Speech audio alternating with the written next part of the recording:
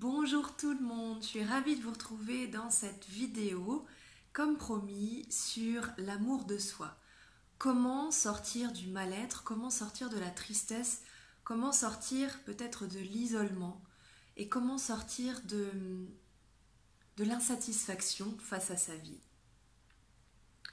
Eh bien, je parle de l'amour de soi parce que pour moi, effectivement, j'ai, de par les expériences, de par mon vécu que vous avez peut-être lu dans le livre Métamorphose, transformer les épreuves de la vie en cadeaux, je vous raconte en détail les différents événements, les différentes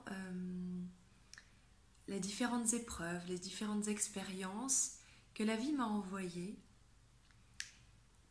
qui m'ont amené à un état, à un moment donné, de souffrance intense, de souffrance que je ne savais pas nommer et que je n'imaginais en fait même pas. Je ne savais en fait même pas que je souffrais. Comme je ne connaissais que ça me paraissait être le fonctionnement normal d'un humain. En tout cas, c'était somme toute assez normal, j'ai envie de dire. Et toutes ces épreuves, tout ça, jusqu'à mes 27 ans, je vais dire, eh bien, imaginez 2 secondes que vous puissiez, vous aussi, faire un pas vers une pensée que vous pourriez réussir à penser peut-être un jour. Toutes les épreuves que j'ai vécues, toutes les expériences que j'ai vécues m'ont apporté d'aller toujours plus vers l'amour de moi. Alors, c'est pas simple si vous essayez de vous dire ça ou si vous essayez de le voir pour vous-même. Quelque chose peut-être coince. Si c'est le cas, vous êtes au bon endroit et tout va bien. Je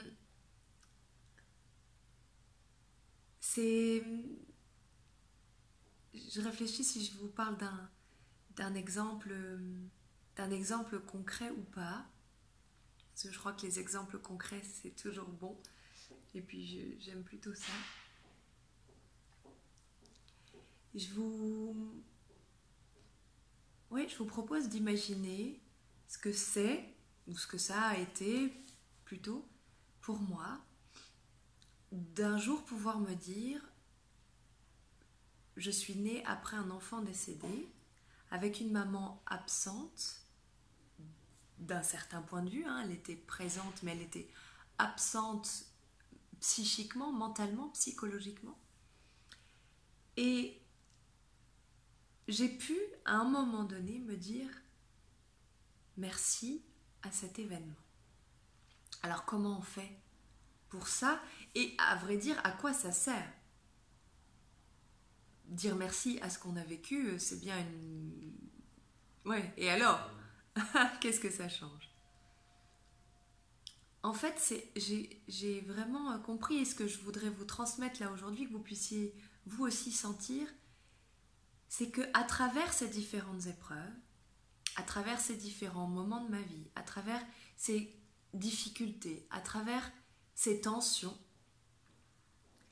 j'ai appris à me connaître. D'une certaine manière, à force d'avoir vécu des difficultés, la vie m'a poussé, les événements m'ont poussé à aller à la rencontre de qui je suis vraiment. Alors, dans l'instant, quand on vit l'événement, l'épreuve, évidemment, c'est difficile peut-être de se dire en quoi ça vient me montrer des choses sur qui je suis vraiment. En général, d'abord, il y a besoin de l'accueillir, numéro 1. 2, de changer son point de vue. Pour peut-être 3, accepter, en tout cas accepter une part de ce qui est arrivé, de l'événement en question, de l'épreuve. Et une fois que c'est accepté, alors seulement on peut aller agir de différentes manières. Soit se soulager des émotions qui sont difficiles, soit agir, dire à quelqu'un quelque chose, affirmer ses limites, affirmer que ça se fait pas, etc. Et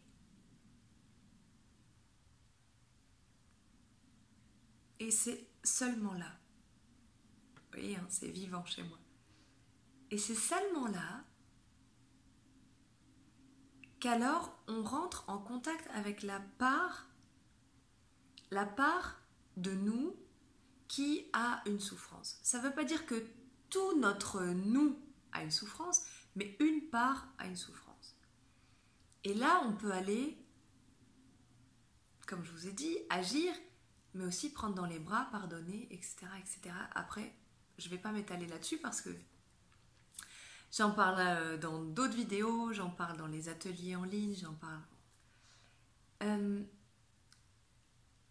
En tout cas, si vous en avez marre de cette vie-là, d'une vie où vous doutez de tout, une vie où vous vous sentez dans le mal-être, vous n'arrivez pas à sourire ou à rire, même quand il vous arrive des belles choses, une vie où vous avez l'impression que tout est toujours noir, négatif, sombre, qu'il vous arrive ça qu'à vous, que vous êtes seul là-dedans, que vous vous sentez seul en tout cas, ça ne veut pas dire forcément que vous êtes seul dans la réalité, mais vous vous sentez seul.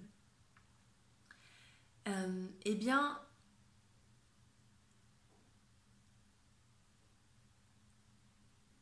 là, c'est ici une des clés fondamentales. C'est que tout ce que vous vivez est en lien direct avec un niveau, si on imaginait comme un tube à essai, comme un thermomètre, quelque chose de ce genre, en tout cas, qui est vide, hein, comme un grand... Ça pourrait être un vase. Imaginez que ça représente le niveau d'amour pour vous-même, dans toutes les parts de vous confondues. Eh bien, il est fort probable que quand ce niveau est bas, il y ait directement, comme conséquence dans votre vie, des choses qui sont de l'ordre du non-amour aussi. Alors, ce ne sont pas des notions peut-être très simples que j'évoque là, mais à partir du moment où il y a ça d'amour chez moi, pour moi, je vis une vie où il y a ça d'amour autour de moi. Et quand je parle d'amour, hein, pour ceux qui ont vu la conférence spectacle, l'amour, amour pur, là-dedans, je compte et j'englobe le rire, la joie, l'amour avec un être avec qui on partage sa vie, mais l'amour aussi de ses enfants, l'amour donc pour soi, l'amour pour l'univers, pour la vie, hein, la joie c'est de l'amour. À partir du moment où ma réalité ou votre réalité ressemble à quelque chose qui serait de l'ordre de peu de joie, peu d'amour, peu de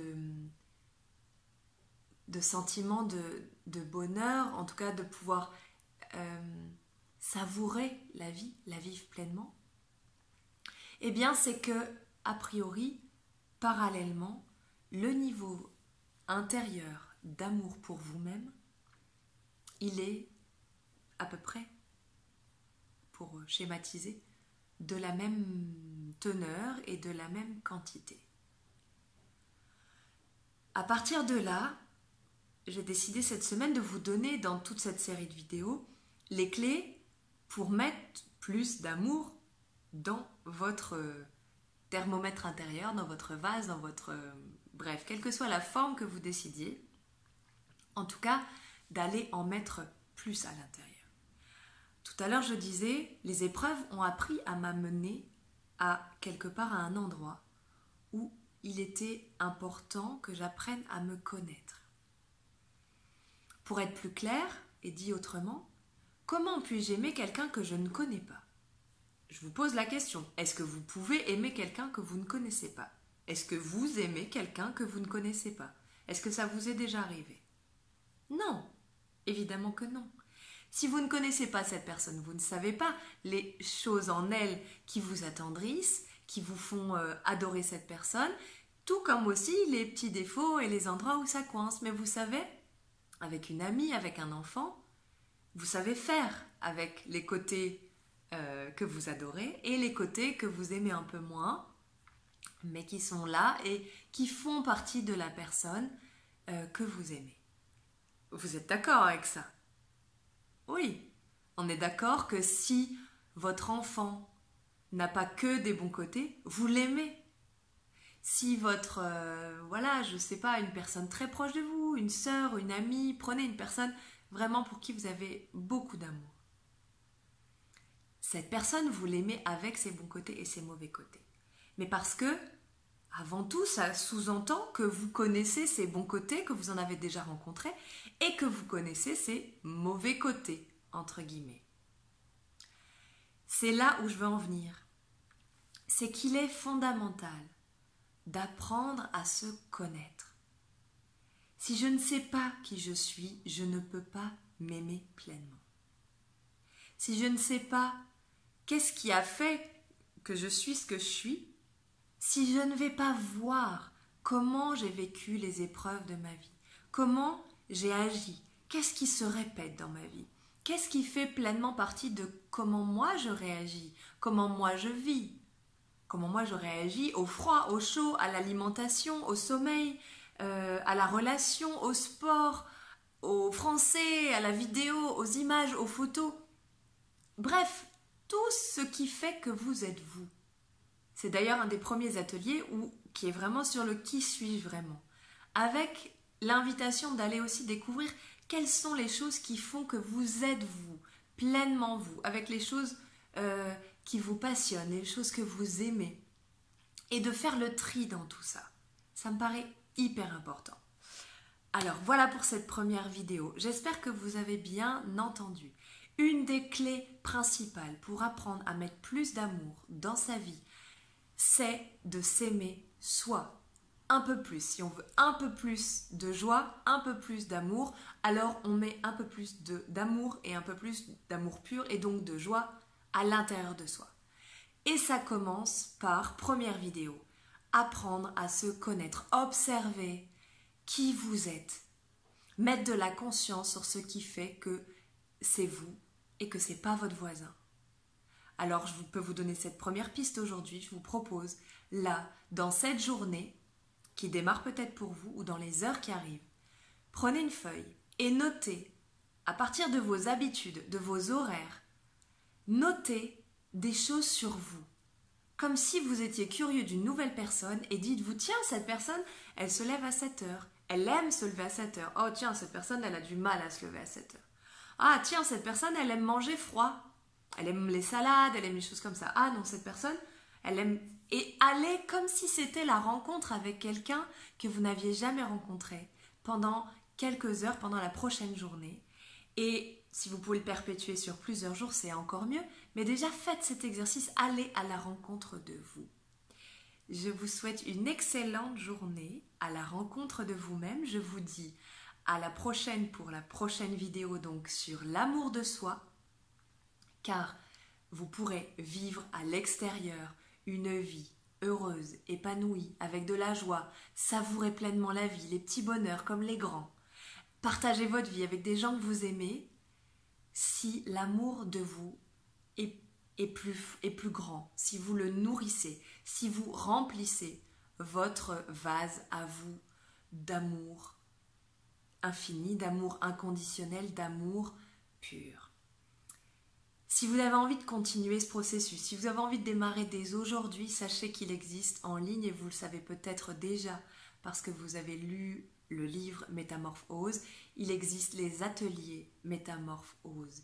10 ateliers, un accompagnement sur 5 mois et demi qui vous permettent d'aller en profondeur pendant 1h15 environ, à chaque fois, guidé par moi. Vous avez tout un exercice, un atelier pour vous guider au cœur de vous et apprendre à vous connaître toujours plus. On en reparlera peut-être cette semaine. En attendant, je vous souhaite une excellente journée. Je vous dis à la prochaine et prenez soin de vous car c'est vous êtes et c'est important. Vous êtes la personne la plus importante de votre vie. Et j'aimerais qu'à la fin de cette session de vidéo, ce soit très clair pour vous et que vous arriviez à vous mettre en marche vers des outils concrets pour aller toujours plus, en l'occurrence aujourd'hui, apprendre qui vous êtes vraiment. À bientôt, je vous embrasse très très fort.